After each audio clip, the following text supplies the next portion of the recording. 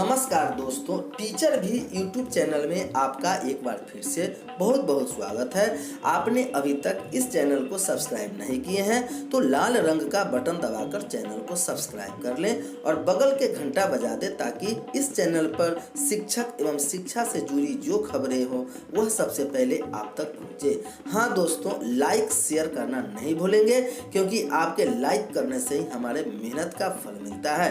तो आइए जानते हैं नियोजित शिक्षकों के बारे में क्या खबर आ रही है। तो आइए सबसे पहले हेडलाइन पर ध्यान देते हैं। करोड़ों बच्चे नई तिथि से पिएंगे कैचअप कोर्स की घूटी, रीशेड्यूल होगी नए क्लास में पिछली कक्षा की पढ़ाई। राज्य में पंचायत चुनाव पर फैसला आयोग ने 15 दिन के लिए टाला। महाराष्ट्र के नासिक में ऑक्सीजन लिंक से 24 मरीजों की दर्दनाक मौत। सूबे की आबादी के 0.01% लोग एक दिन में संक्रमित, 12,222 लोग नए मरीज। भारत में नए मामले के दुनिया का रिकॉर्ड तोड़ा, 3,15,478 नए केस। कोरोना के बढ़ते संक्रमण के बीच सुकून भरी खबर, कोवैक्सीन टीके की दोनों खुराक के बाद 10,000 में मात्र 4 लोग हुए संक्रमित। जान का जोखिम कम करने में टीका 100% कारगर। सीएम नीतीश कुमार ने ट्वीट करके दी मुफ्त टीकाकरण की जानकारी। अब समाचार विस्तार से।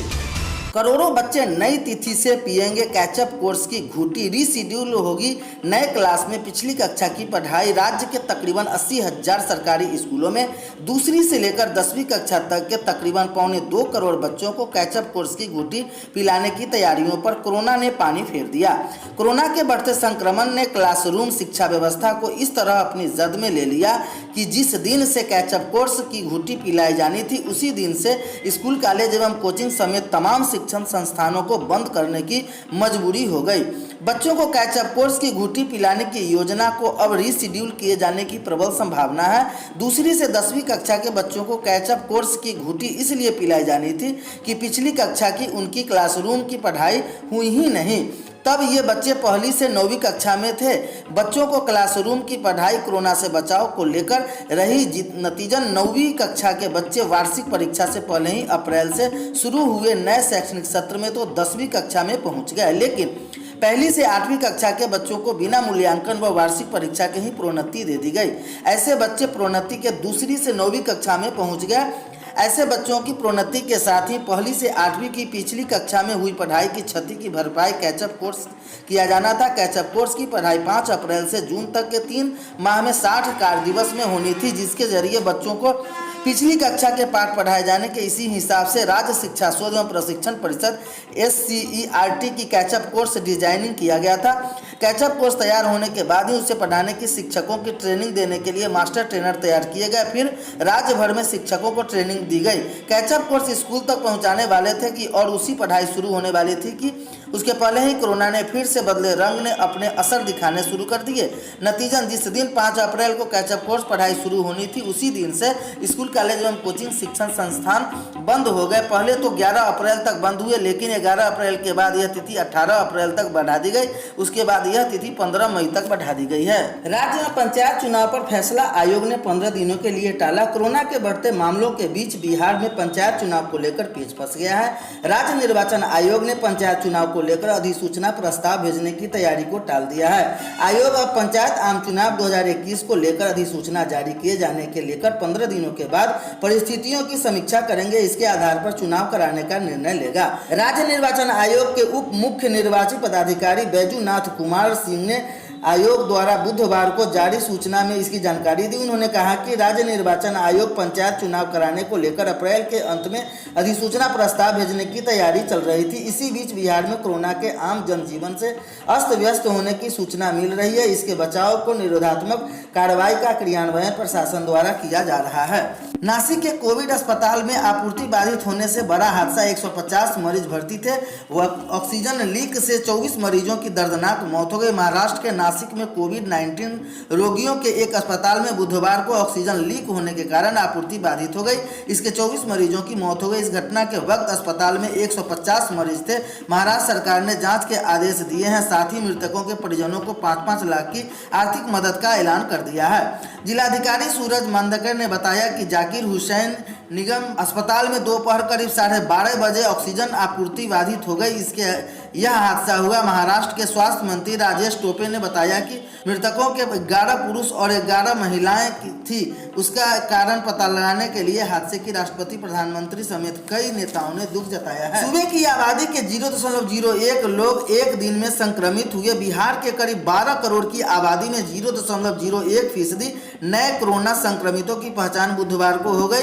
दरअसल पूरे राज्य में बुधवार को 12,222 लोग संक्रमित पाए गए, जबकि इलाज के दौरान 56 कोरोना संक्रमितों की मौत हो गई। राज्य में एक दिन में कुल 1,05,980 सैंपल की जांच की गई।